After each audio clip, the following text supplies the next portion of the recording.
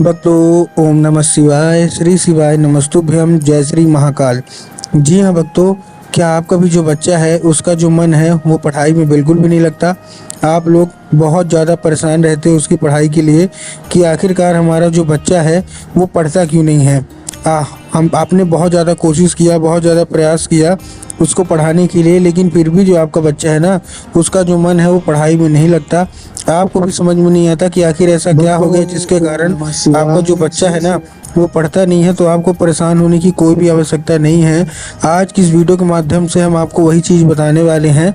अगर आपने आज का ये वीडियो ध्यान से सुन के और अच्छे तरीके से कर लिया तो आपका जो भी बच्चा है जिसका भी मन पढ़ाई में नहीं लगता ना, अवश्य रूप से उसका जो मन है वो पढ़ाई की ओर आकर्षित होगा ही होगा।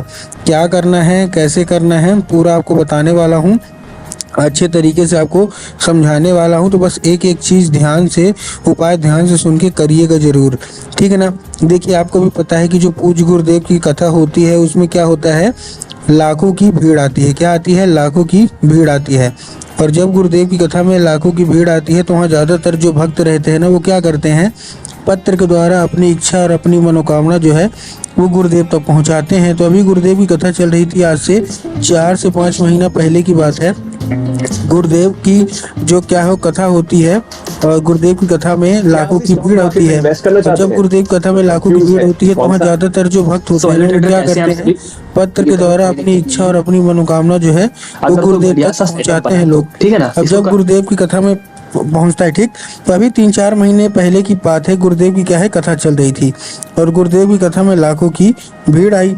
अब जब गुरुदेव की कथा में क्या होती है, जब गुरुदेव की कथा में लाखों की भीड़ आई तो वहाँ ज़्यादातर जो भक्त थे ना उन्होंने क्या किया, पत्र के द्वारा अपनी इच्छा और अपनी मनोकामना जो थी वो गुरुदेव तक पहुँचाई।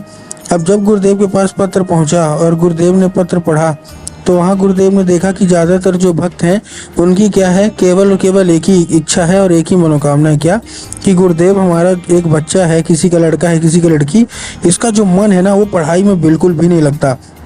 हम लोग बहुत ज़्यादा परेशान हैं कि इसका जो मन है वो पढ़ाई की ओर लगे, लेकिन फिर भी इसका जो मन है ना वो पढ़ाई की ओर बिल्कुल भी नहीं लगता। कृपया करके कोई उपाय बता दें ताकि इस व्यक्ति, मतलब हमारा जो बच्चा है ना उसका जो मन है वो पढ़ाई की ओर लगने लगे। हम लोग बहुत ही ज़्यादा मतलब परेशान हैं और इसके पढ़ाई के लेके।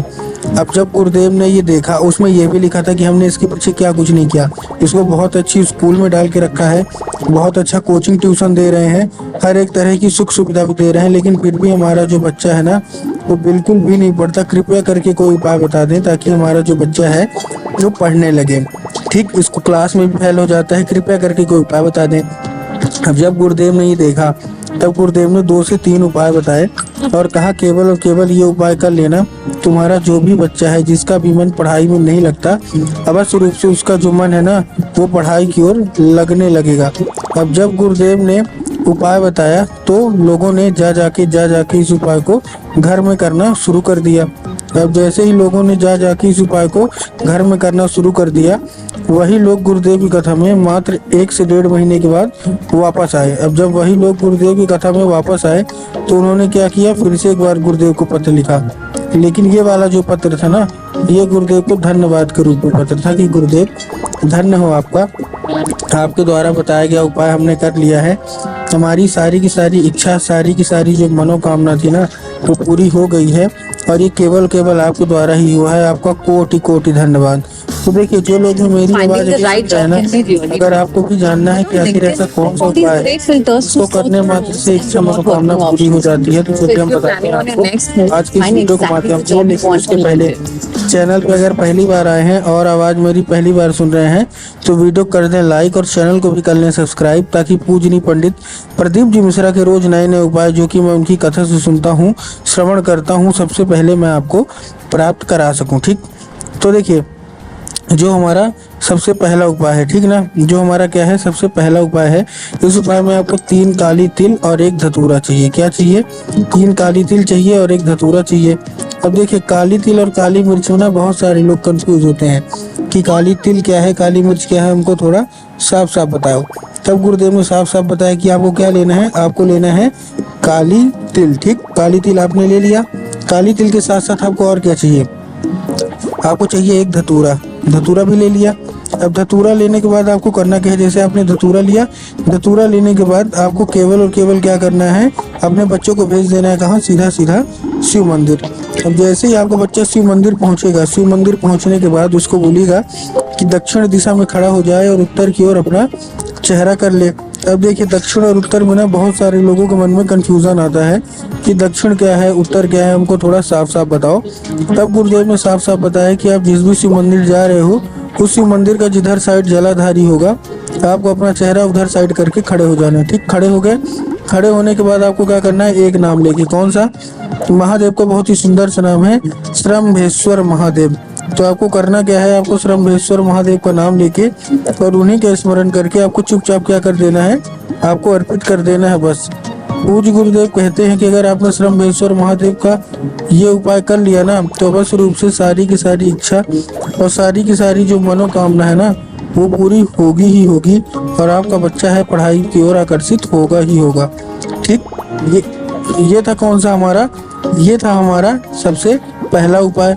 अब हम चलते अपने दूसरे उपाय की ओर। जो हमारा दूसरा उपाय है, इस उपाय में जितनी भी माताएं हैं उनको अपने बच्चे के लिए ये उपाय करना है। ठीक, क्या करेंगे इस उपाय में, देखिए इस उपाय में सबसे पहले आपको चाहिए क्या, आपको चाहिए एक लाल फूल। ठीक, लाल फूल आपने ले लिया। अब लाल फूल लेने के बाद आपको करना क्या है, जैसे आपने लाल फूल लिया, लाल फूल लेने के बाद आपको क्या करना है, केवल और केवल एक काम करना है। आपके घर में माता सरस्वती की फोटो या मूर्ति होना अति अनिवार्य है। अगर आपके घर में माता सरस्वती की फोटो या मूर्ति है तब तो ठीक है, लेकिन अगर आपके घर में माता सरस्वती की फोटो या मूर्ति नहीं है तो आपको क्या करना है, बाजार जाना है और माता सरस्वती की फोटो या मूर्ति घर लेके आना है। ठीक, ला लिए। अब घर लेके आने के बाद आपको करना क्या है, जैसे घर लेके आ गए, घर लेके आने के बाद आपको क्या करना है, केवल और केवल एक काम करना है। शाम के वक्त जब भी आपके घर में पूजा पाठ होती है ना, पूजा पाठ जब होती है तो आपको वो जो लाल फूल है वो जो माता सरस्वती को अर्पित करना है और माता से उसको औषधि के रूप में मांगना है कि माता, हमारा जो बच्चा है ना, उसका जो मन है वो पढ़ाई में बिल्कुल भी नहीं लगता, कृपया करके इसको औषधि के रूप में प्रदान करिए।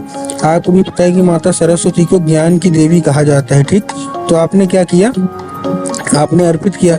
अब अर्पित करने के बाद आपको करना क्या है, जैसे आपने अर्पित किया, उसी मतलब शाम को अर्पित कर दिया। अब आपको उसी रात जब आपका बच्चा खाना पीना खा के अच्छे तरीके से सो जाए तो आपको क्या करना है, वो लाल फूल अपने बच्चे के माथे पे 2 से 3 बार आपको फेर देना है। पूज्य गुरुदेव कहते हैं कि अगर आपने ऐसा कर लिया तो उस फूल के जरिए स्वयं जो माता सरस्वती है ना, वो उसके दिमाग में जो है वो प्रवेश कर जाएंगी और उसका जितना भी दिमाग इधर उधर के कामों में लगता है वहां से न लग के उसका जो दिमाग है वो केवल केवल पढ़ाई की ओर ही लगेगा, क्योंकि माता सरस्वती का आगमन उसके दिमाग में हो चुका है। तो उम्मीद करता हूँ आज के जितना भी उपाय थे सारे के सारे बहुत अच्छे तरीके समझ में आ गए होंगे।